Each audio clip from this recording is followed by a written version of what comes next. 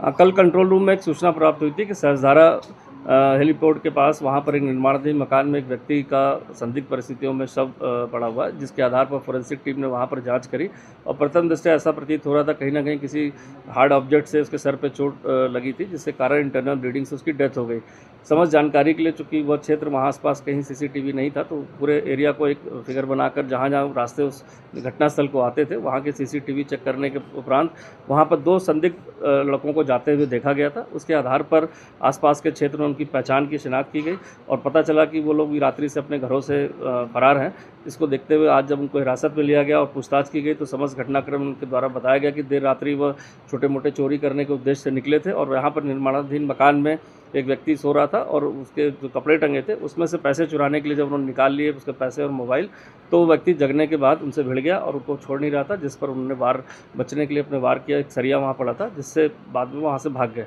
जिस सरिये से उन्होंने किया था वो भी सरिया हमने जो घटना में प्रयुक्त हुआ था वो भी झाड़ियों से उनकी निशानदेही पर बरामद कर लिया। इसमें 2 लड़के जो प्रकाश में पवन और प्रवीण, ये दोनों काट बंगला क्षेत्र के पास के रहने वाले ही हैं। उस इलाके से भली भांति परिचित हैं और देर रात्रि में चोरी की नीयत से ही गए थे जहाँ पर ये पूरा घटनाक्रम हुआ है। इनके आपराधिक इतिहास के संबंध में भी जानकारी की जा रही है, लेकिन अभी तक ऐसा कोई इनका पूर्व आपराधिक इतिहास ज्ञात नहीं हुआ है।